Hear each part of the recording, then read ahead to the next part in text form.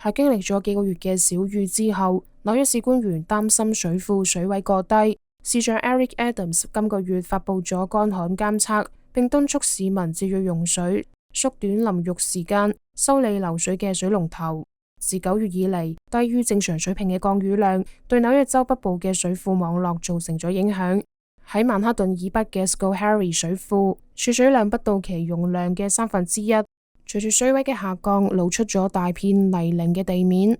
位於 Catskill Mountains 嘅 Ashokan 水庫亦都有類似嘅場景。